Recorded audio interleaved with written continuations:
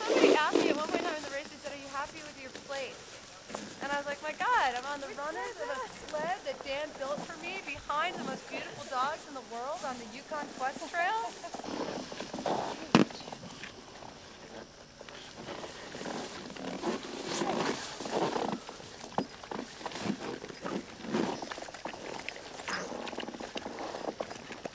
You know, about 3 days into the race, they kind of were in a little slump and not eating so well, and I was nervous.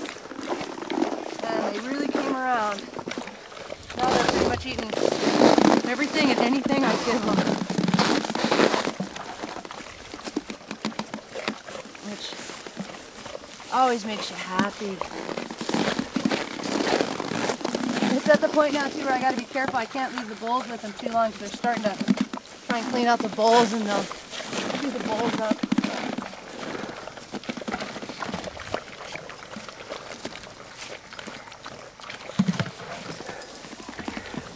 Are you taking some of these to the Yukon, to the Iditarod? Absolutely. That's part of why they're out here, to see which one of these dogs will come on with me. It's looking like this little girl with the leggings, Dust, is a taker. Those two tiny real dogs back there, Cece and Jodi, have been fantastic for me. You can see they eat like horses, they work like horses. I know they look like dogs, but they're acting like horses. And the little girl here, Zanetti, will probably end up coming with me. And the little white dog in the gray coat there, she's a young dog, a 3-year-old, but she's been a superstar this trip. You can see she's another one with her face down. No, quite a few of them have really impressed me with how they've been out here and how they've acted. The little girls have come on, haven't they? Yeah. So if you're on your home stretch now, do they know the next part of the trail, or? You know, some of them have, hey, Jake, as he stole it a little bit.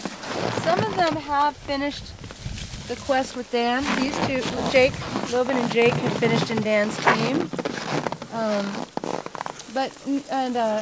Actually, Cece and Jodi have finished a quest, but I think it was going the other way. But I mean, your home is not very far away. Are you afraid that they turn off? Or? No, the trails where we train don't connect here ever at all. So we kind of go past it on the other side of the highway down the road. We never actually get into the White Mountain Trail system where we train. So it's not like I'm worried about passing the house, and they're not going to know that they're near the house. It's going to be another fun run for these kids. So what was the most difficult part so far?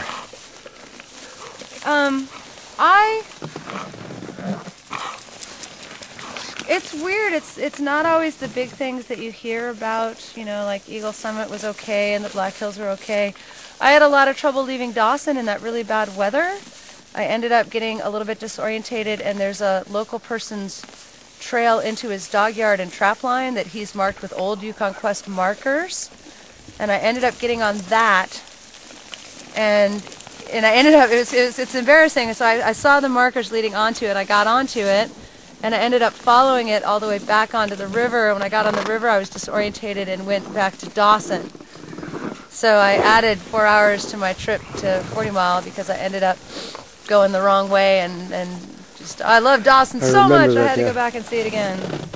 But so that was a hard for me because it added some time to the dogs, and it was hard not to get demoralized and, you know, not to feel totally stupid about making what was obviously a stupid rookie mistake. But, you know, they seem to have bounced back. They've forgiven me. I gave them lots of extra rest, and they seem to have forgiven me, and they've moved on, so I should move on too, right? I think so. Well, it looks like you're almost there. Have you ever run over Rosebud and Boulder? They say that nobody talks about it, but it's really difficult. That is the rumor.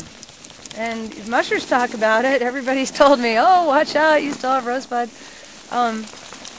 I just keep reminding myself that everybody goes over the same trail, and that, you know, not lots of people, but, you know, people have done this. It can be done. So I just going to go out there and, you know, let these guys have a little break here. They obviously ate really, really well, and they came in nice and strong. I think they've got enough energy to get over it. Cool. Yeah. We'll see what it's all about here in the next run, right? I hope they give you a big welcome in Fairbanks. Oh. Tomorrow. Yeah. So what day is today? Wednesday. Wednesday, so I'll make it in time for the banquet? Oh yeah, you definitely will. Okay. At one point in time, I was sitting there. I'm dyslexic, which is a really bad thing in a long-distance dog musher because you know you're doing math. You're like 1, 2, 1, 2. You know, it's really hard for me. I can't figure out times, and I was trying to even figure out if we'd make it in time for the banquet. I know I took a lot of extra rest in some spots, but that 50 below weather had me a little nervous. You know, and the dogs get skinny in it really quick. So I'd stay places and feed them twice instead of just once. But Well, you're in 7th place. That is a heck of an accomplishment for a rookie run. that's actually a little bit surprising to me. I found out when I went in here, I had to get my handler Rick to look it up online. I was like, really? Really?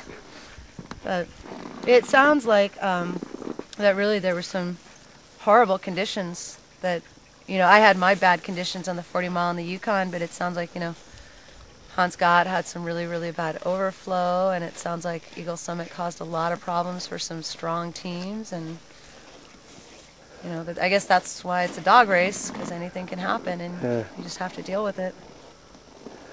But, yeah. Well, I wish you a good run. I'll see you at the finish banquet. Yay! Thank you. No, sorry kids, they're empty.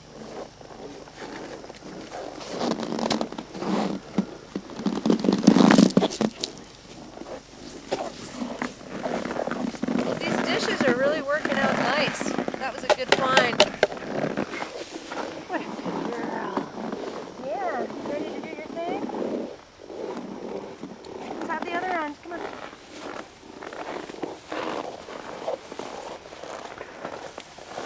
Don't be shy. Hey, Orchid!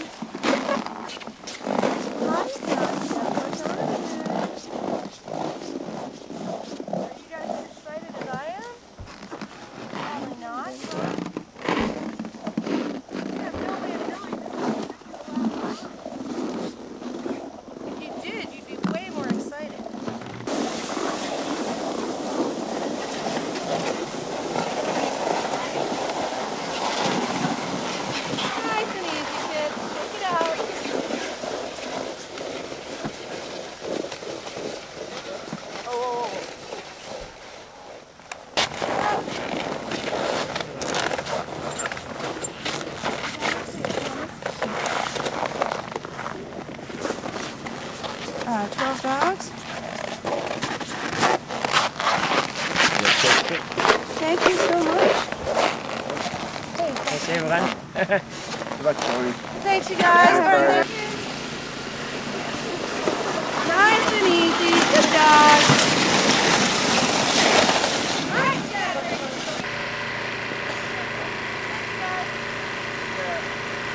Good dog. Nice and easy. You got it, Logan. Woohoo!